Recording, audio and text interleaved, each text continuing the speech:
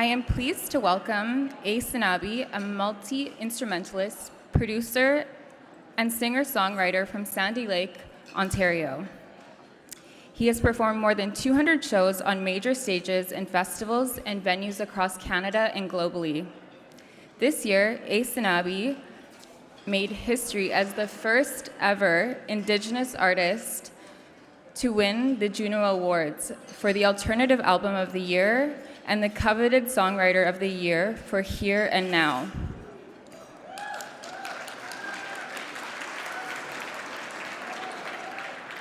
He followed up the wins with a memorable performance on the award broadcast with a tribute to Robbie Robertson and Gordon Lightfoot, alongside a number of Canadian artists. Please join me in welcoming Aysanabee.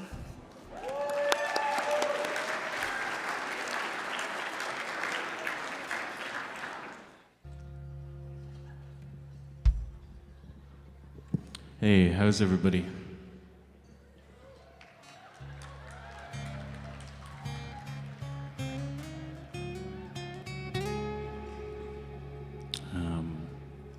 I just got back in from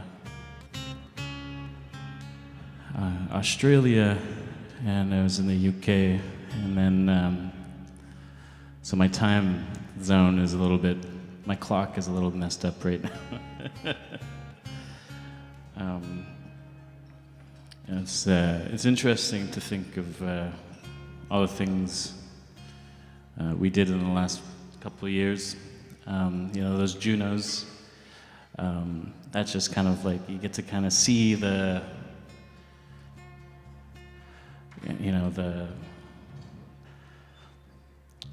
end results of a lot of hard work. And I think, I didn't get there by myself. I got there with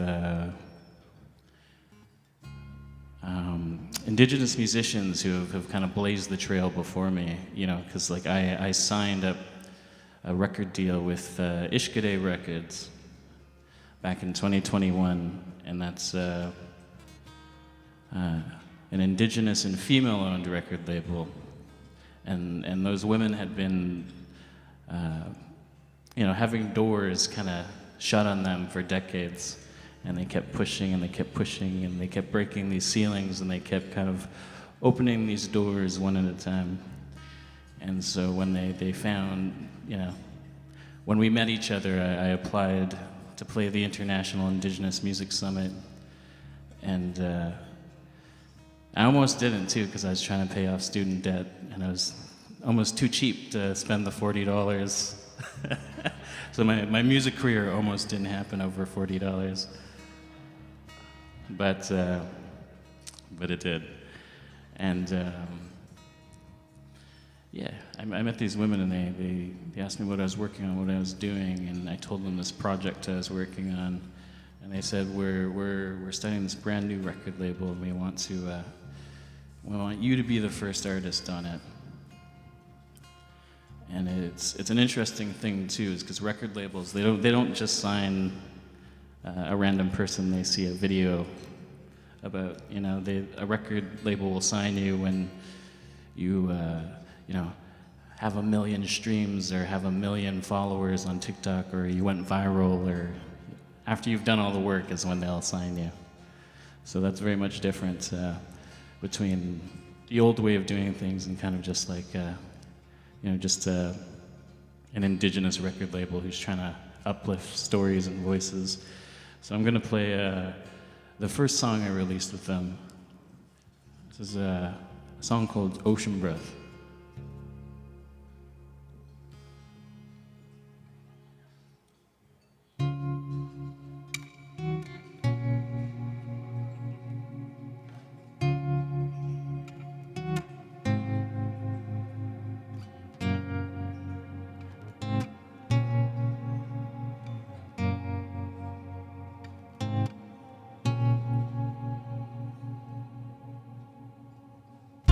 She take me somewhere slow,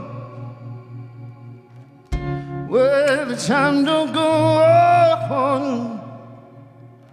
She take me somewhere slow,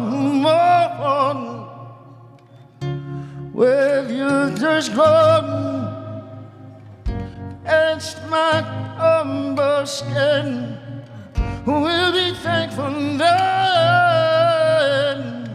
beneath your ocean bed.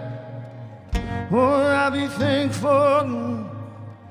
Oh, I'll be thankful. Oh, oh, oh, oh.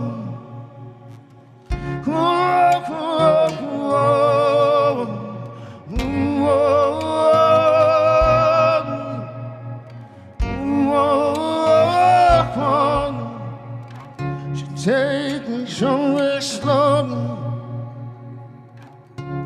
where the time don't go on. She take me somewhere slow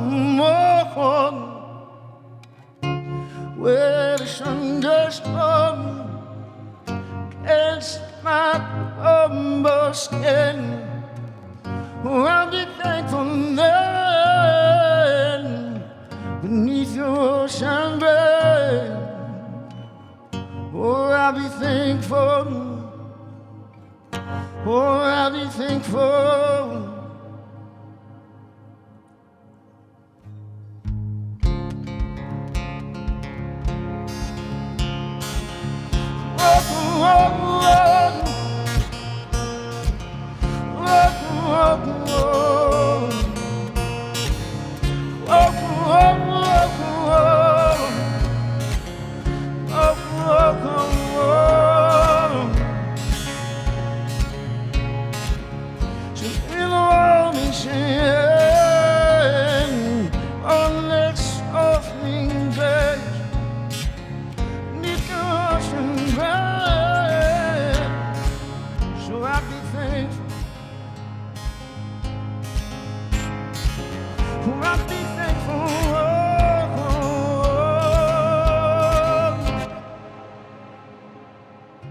Take me somewhere stone. So every time don't go on. Thank you.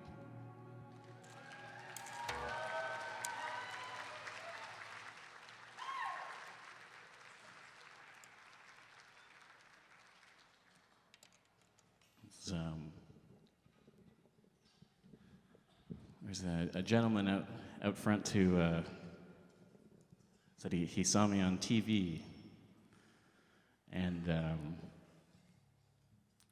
I was wondering if it was this W5 episode that they did on me. And it's funny because it was like a 30-minute episode, but it was like probably like 10 hours of shooting. And so, in case it was, I just wanted to like talk about the origin story a little bit. You know, because even my brother, who doesn't like to like, you know, be on camera, they interviewed him for 2 hours, and you know, he got emotional and he was saying really nice things, but the 10-second clip they used from him was, oh, I taught him everything he knows.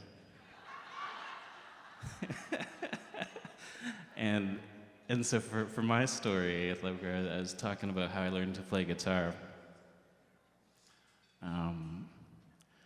You know, I tell this story about growing up in Northern Ontario, growing up without running water, growing up without electricity, and kind of learning to play guitar by going to school in the city and using my friend's internet.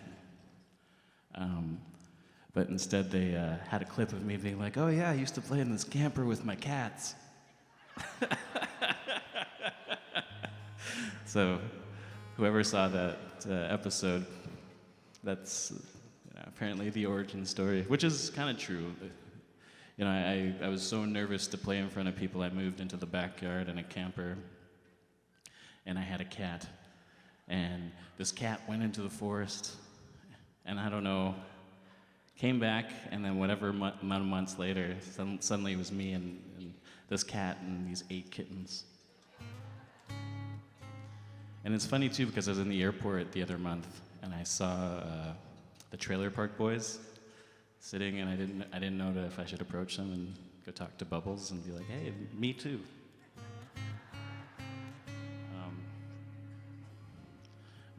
So I learned to play guitar by watching these guitar players on the internet, and would go home and try and figure out how they did what they did.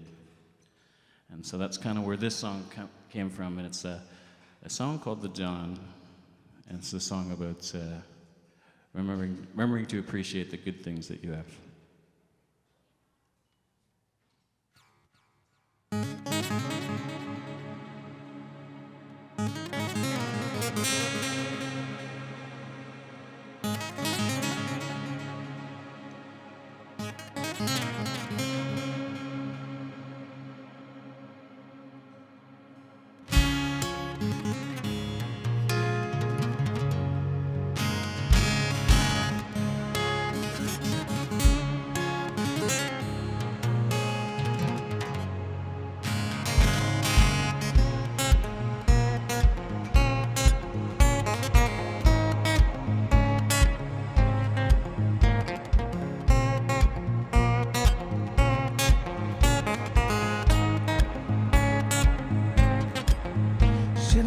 What kind of me would that be if I didn't practice when I preach?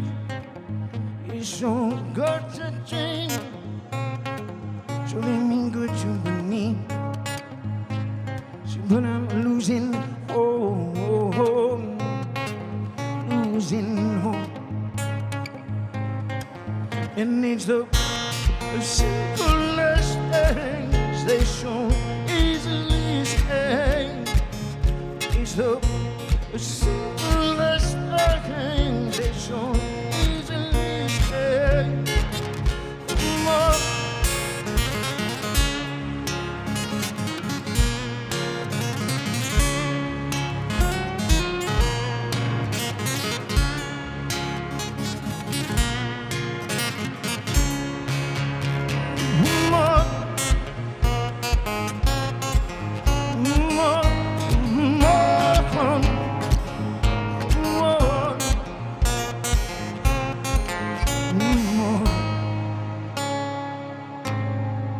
See, the grass is always greener on the other side. Oh, and the child is always stronger when you're tired. It's so good to drink, so very good to believe. So, but I'm losing hope, losing hope. And it's the simplest things they so easily say. So the simplest things they so easily say. What?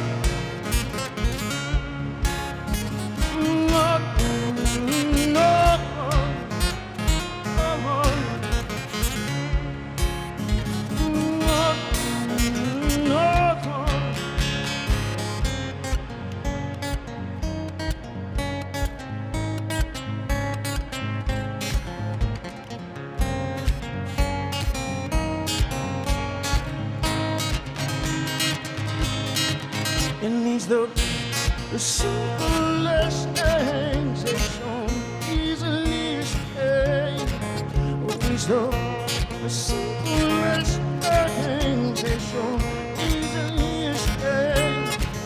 Oh, like the dawning, like the dawning, like the dawning, like the dawning of the world.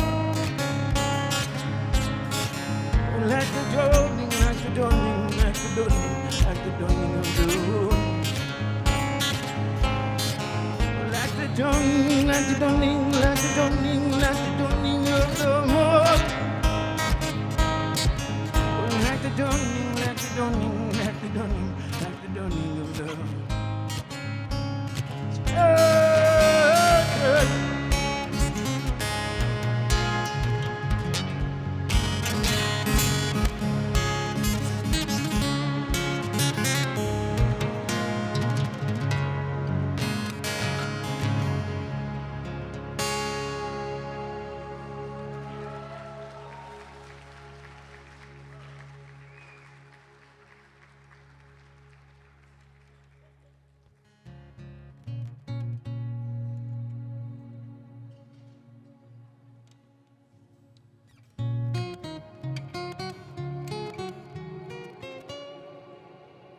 play.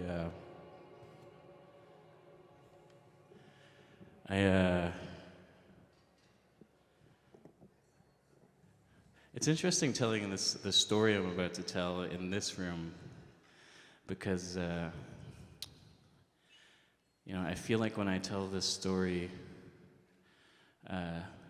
in a room full of non-Indigenous people, they're like, oh. But when I tell it in a room full of Indigenous people, I feel like they're just like, oh yeah, that's like Saturday.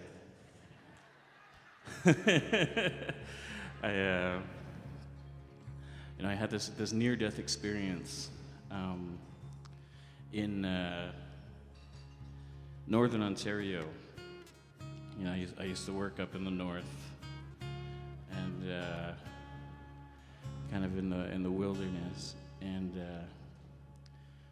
everyone I worked with had all these near-death experiences. Everyone had all these things, and we'd all kind of laugh and joke about it. Like, when I'd been charged by a bear, and I'd been snowshoeing and saw I noticed there was pee everywhere, and then I realized I was standing on a wolf den, and then so that whole week I could just kind of every time I'd come to a lake, I'd see those 6 wolves kind of on the other side, kind of trying to get to know me a little bit and trying to figure out if they're going to eat me. And so I spent that whole week just thinking of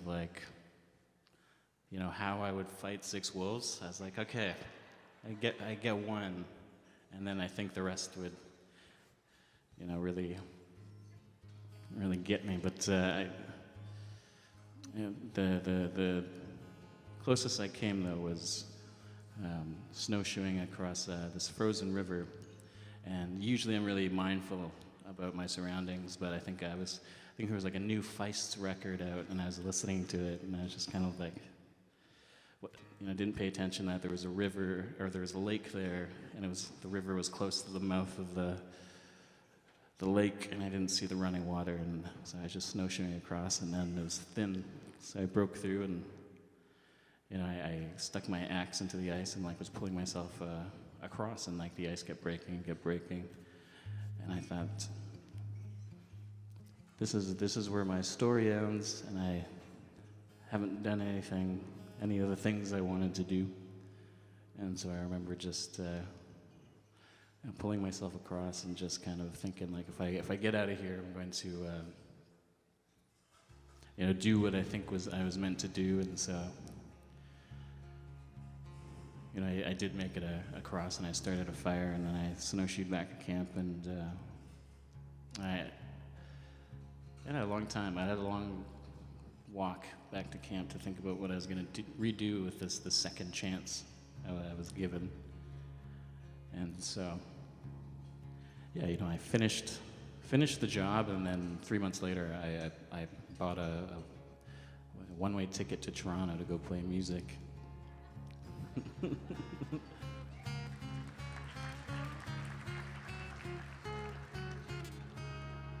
And so this is a song I wrote about that. I tend to kind of write songs about things that are important to me, to kind of give them a home in my life. So this is a song about that called Near to Death.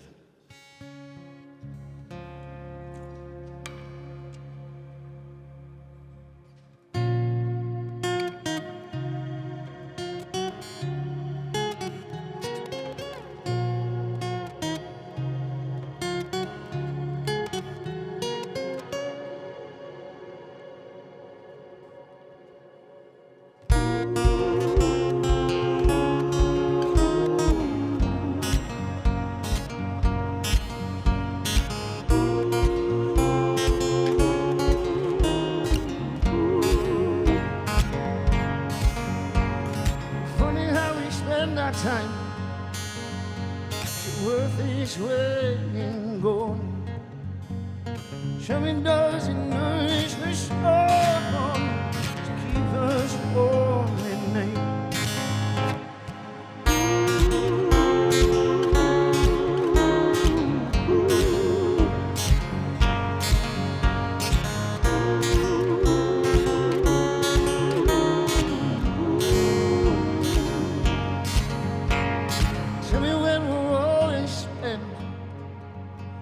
All this time is over, so the people broken. We were trying to buy it back. Oh, the river trying to swallow me up, pull me down into the deep dark pool. Oh, the river trying to swallow me up, pull me down into the deep unknown. I call out to a foreigner's gone. Just these words before war was lost. If you let me get out of this place, see my loved ones once again. If you let me get out of this place, oh, I swear to be a better man. If you let me get out of this place with you.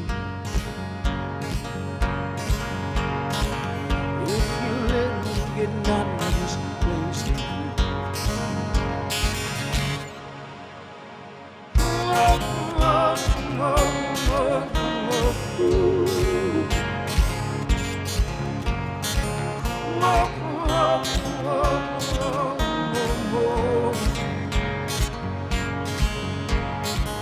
I'm gonna have to a foreigner's go.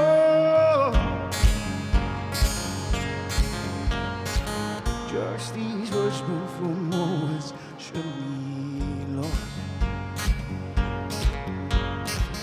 I call out to anyone listening. Just these words before moments should be gone.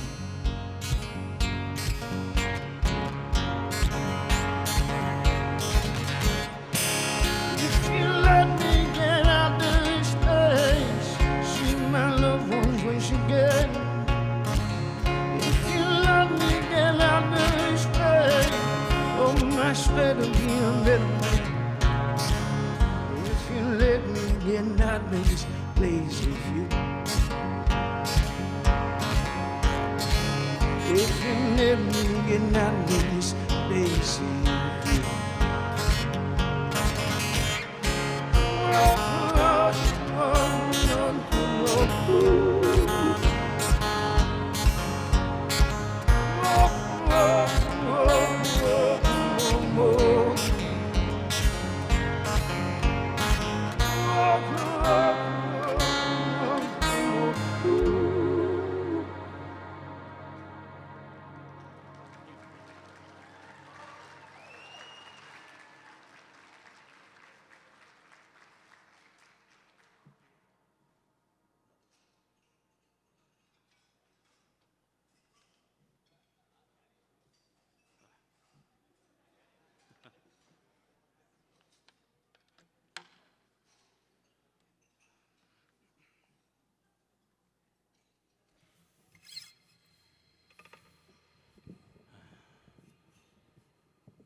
I'm gonna play a few songs from my debut record. You know, I moved to Toronto to play music, and then I ended up getting a job and working as a journalist. You know, my grandmother, always from a young age, you know, she said you're gonna have to work 10 times as hard to get half as much. And I think that's just from where she came from. And so I always kind of carried that in my head. And so she said, make sure you have a plan B. So when I went to Toronto to play music, I decided to get a plan B. I didn't know what I was gonna do, so I applied to nursing, massage therapy, and journalism. And I got into all three, but I figured journalism was the closest to music. It was still kind of like storytelling and songwriting. I remember the rest of my family being like, so journalism is your plan B.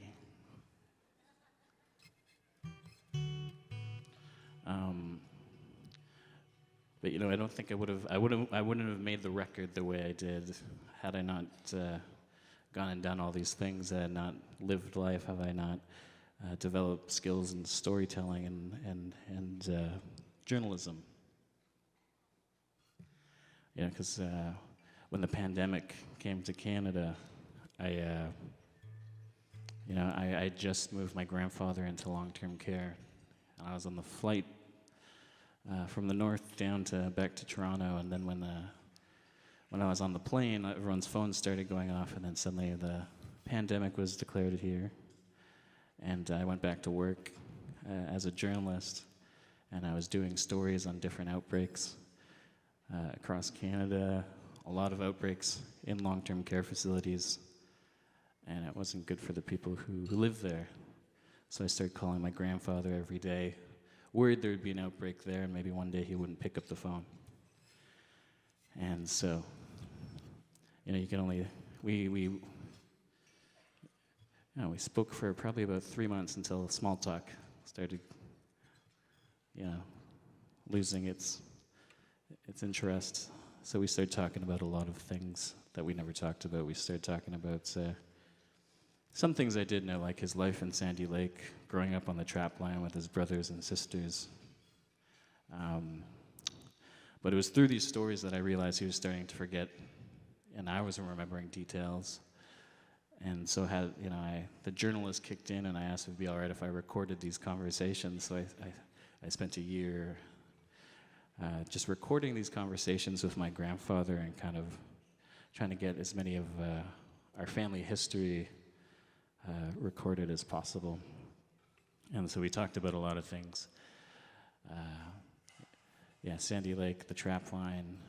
And then we talked about a lot of things we never talked about before. His experience in residential school, him being taken when he was 8, him meeting my grandmother in residential school, and them falling in love, and them, starting a new life together.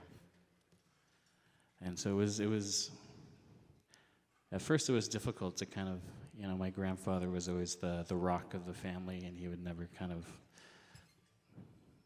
ever make himself seem vulnerable, or, and I think that comes from just, his upbringing, and kind of the communities he grew up in. He grew up in a lot of small northern towns where it was kind of a little bit of small-mindedness and a little bit of ignorance here and there. We talked about these stories, and I think you feel like you know somebody, and then suddenly you really sit down and you have a real conversation. You realize you don't know this person as well as you thought you did. And I think, we were like 1,000 kilometers apart, but it was like probably the closest we've ever been. And so flash forward a year, and still not able to visit. And I start listening to these conversations in my little home studio. And there were certain stories that really hit me. And then I was sitting listening with my guitar, and then I wrote one song. And I wrote 2 songs, and I thought that this is how I can kind of just capture a little piece of his story. And so this song, a lot of the whole record is a clip of our conversation and then a song inspired by it. This is a song called War Cry. And, the song, my grandfather had told me, he only made it to grade 4, and because he wasn't good at math, they kind of took him out of school altogether and just kind of had him doing these chopping wood and then helping make roads and picking vegetables and all these sorts of things when they were supposed to be providing an education and doing all this stuff. He later went to leave the school and went to upgrade himself and got himself that education that was promised to him and never given to him. But this was a song inspired by that story, a song called War Cry.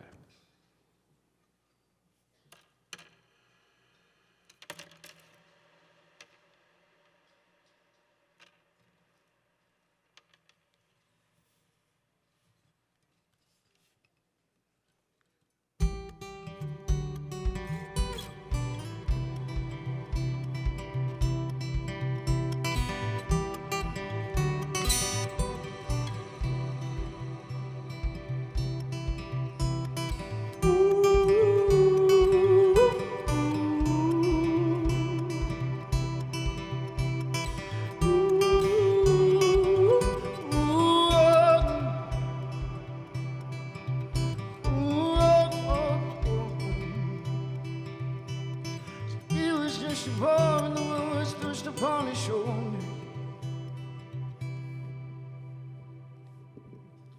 Could barely lift an axe when he found himself in the wilderness. Just looking for a crave, but don't know how. Just looking for a crave, which won't come my way.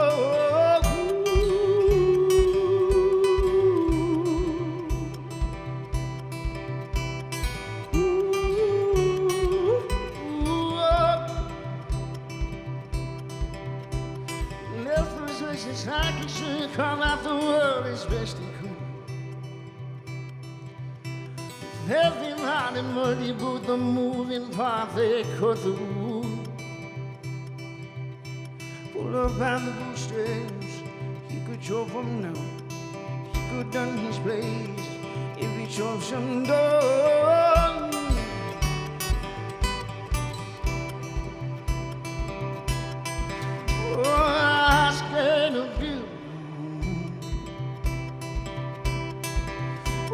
It's better off left alone. Oh, I'm scared of being alone. Oh, it's better off left alone.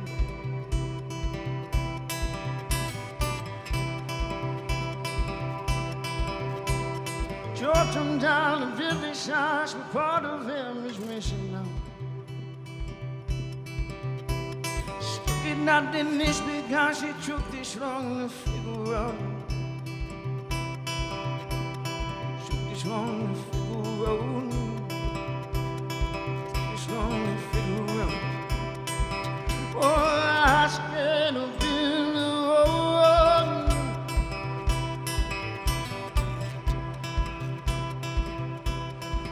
Oh, it's better off left alone.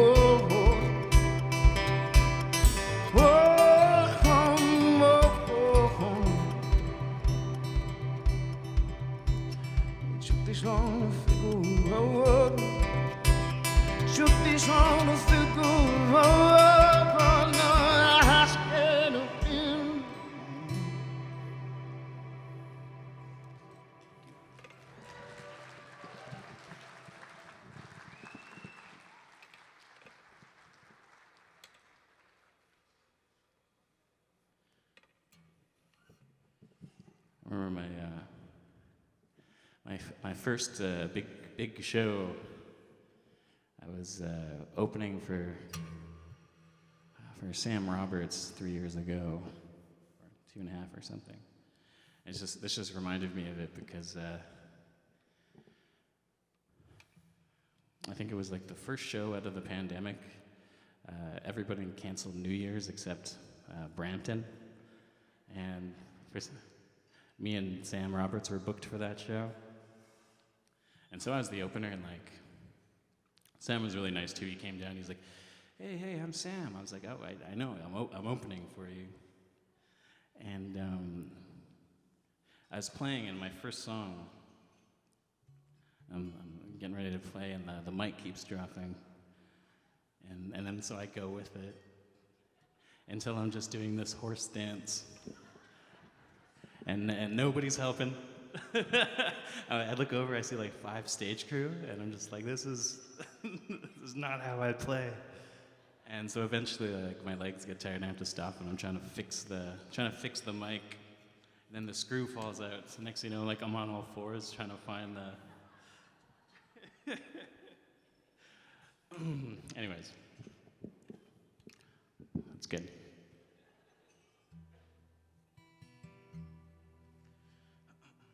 I'm gonna play another song from that record.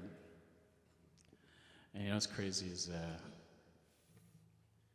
we got to play this song last year at the Junos, and we got to play it with Northern Cree, which is this like legendary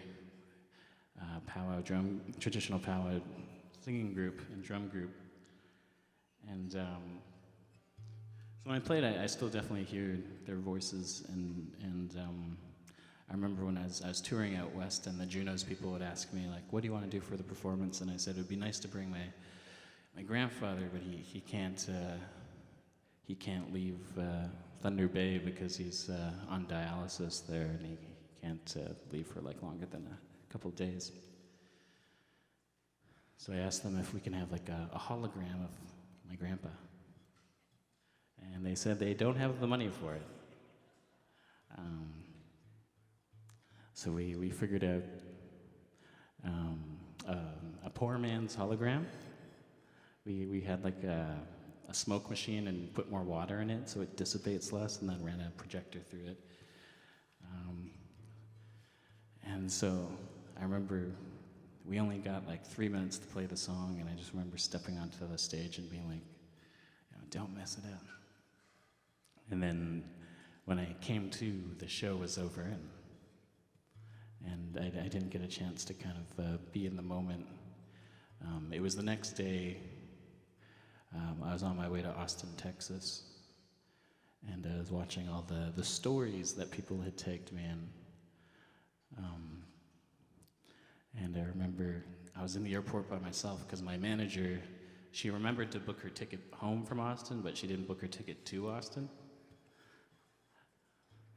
So it was kind of funny, but so I'm in the airport by myself, and I'm watching these stories that people tag me in. And at one point, we finished the last chorus, and it's like a pin drop. There's like 15,000 people in this room, and it's just quiet. And then, you hear an Indigenous woman do a lay call, and then you see Steve Wood get up and say some words in Cree, and that was the first time that's ever happened on that stage. And then the crowd just erupts. And I remember just being like overcome in the airport. I remember being so happy I had my sunglasses, put them on, and walking through the airport. And I'm just sniffling. Everybody thinks I have COVID. And it took me a minute to kind of figure out what that feeling was. Like I had just thought on it here and there. And, I think that was a culmination of all the work we put in to get to that point. But, I think that feeling, that overpowering feeling, was just this incredible feeling of pride, of pride for, like, the story we told and how we told, and all the people who stood with us and all the voices on that stage with us. It was pride for kind of... what we did and being able to share these stories. And so this is the song I played there. It's a song from the record, and it kind of speaks to the crux of that whole record and what it's about.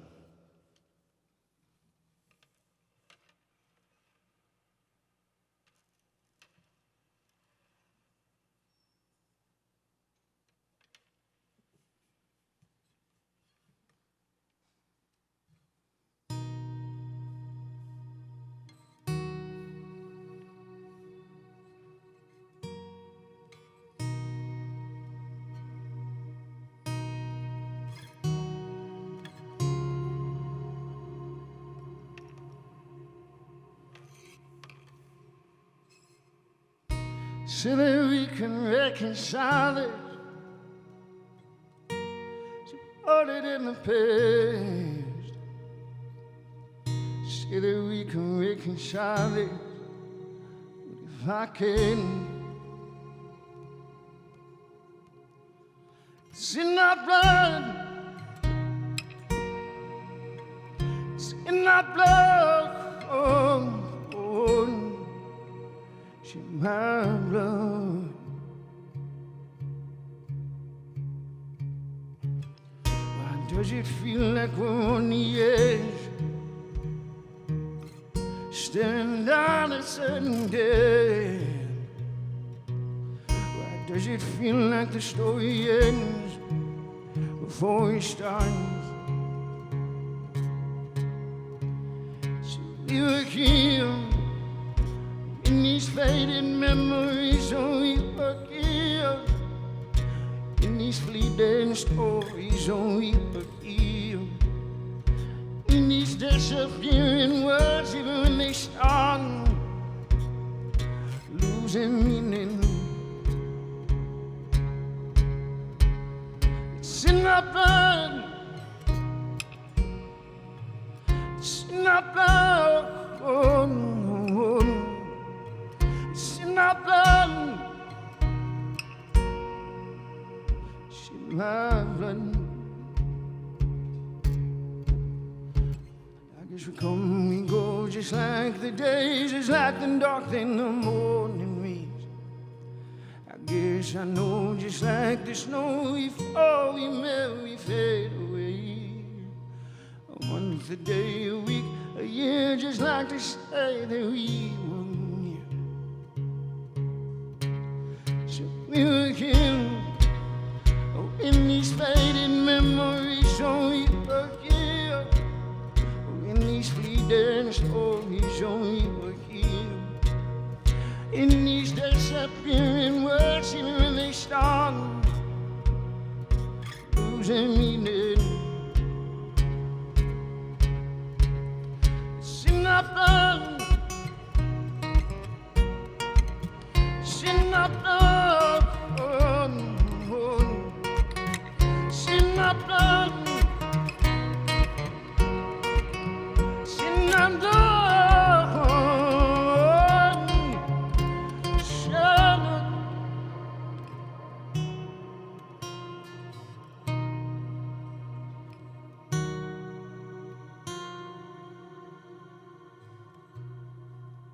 Thank you.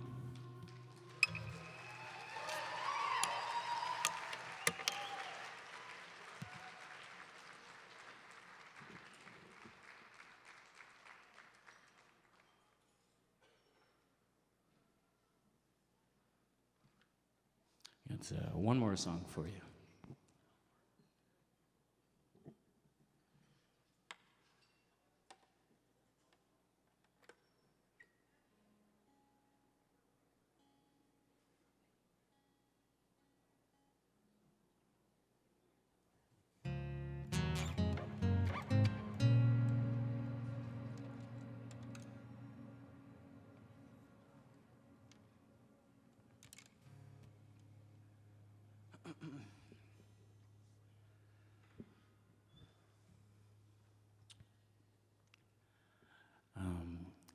This the final song is also a song from the record, and so for anyone who's heard the record, it's kind of written call and response,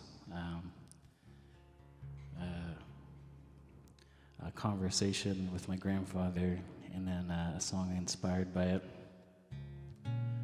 And so this song's a little bit different, though. This is a song on the record.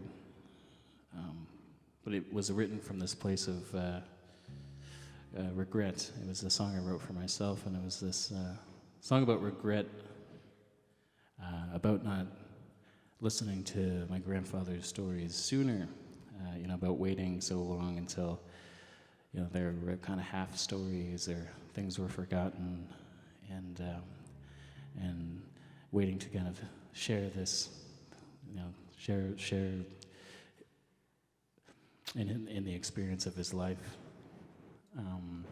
until waiting till the very end of it. And so that's where it was written, but it's kind of changed a bit now because my grandfather, he passed away last May. But in the months leading up to his passing, he decided he was ready to kind of let go and move on with his life. And I don't think that gets to happen to a lot of people in his shoes.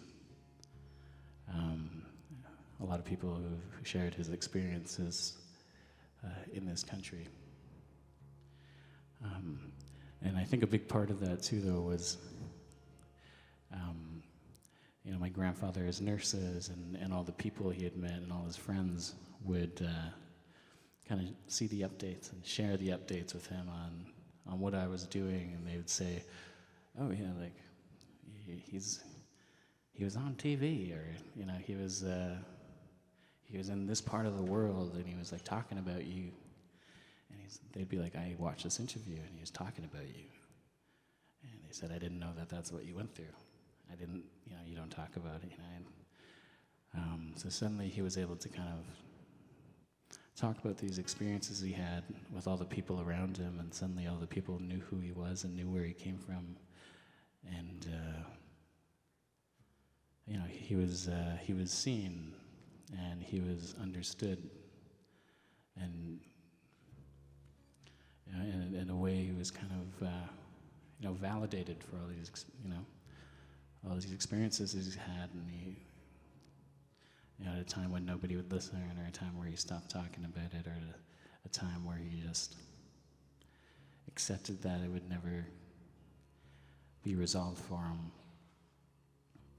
And so it's kind of wild, this record had set the foundation for all this other stuff. Like, I will usually get introduced as the Juno winner. I'll usually get introduced as the first Indigenous guy to get a radio #1 or something. But like the most crazy thing to come out of the record was my grandfather finding this closure, finding this peace, before he moved on. And I think that is something completely unexpected from this record, and something just wild that I still always blows my mind. But this is a song. It's called Ego Death.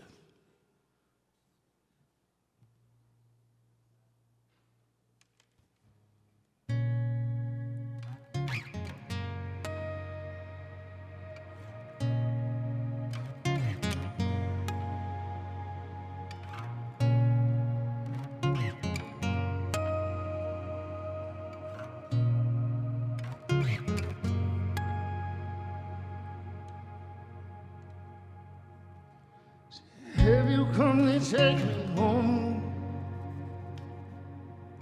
Stories buried long ago. Have you come to take me home? Selfish words that kept me from.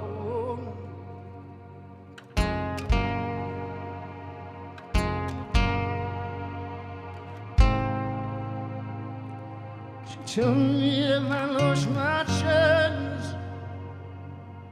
Stories written in these hands. Have you come and take me home? Selfish love that filled the whole world.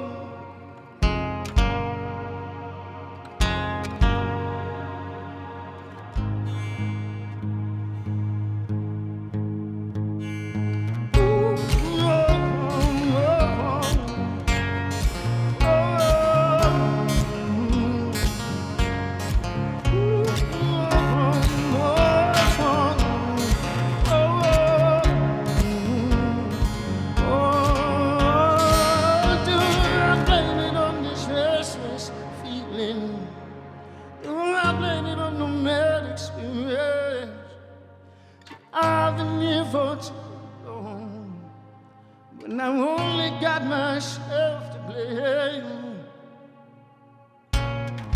Only got myself. Only got myself to blame. Only got myself done.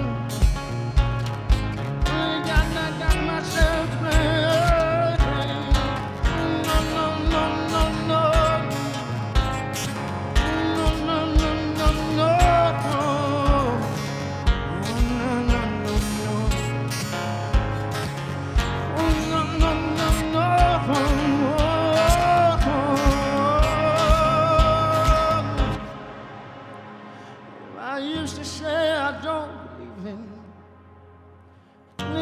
that leads to grieving. The only thing that's worth achieving was in store with me. Only got myself to. Only got myself to maintain. Only got myself to. Only got myself to maintain. Oh, no, no, no, no, no. No, no, no, no. No, no, no, no, no. Oh, no, no, no, no.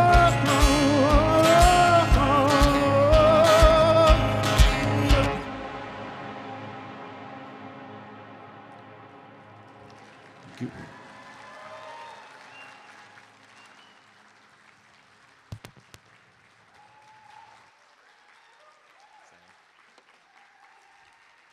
Thank you so much.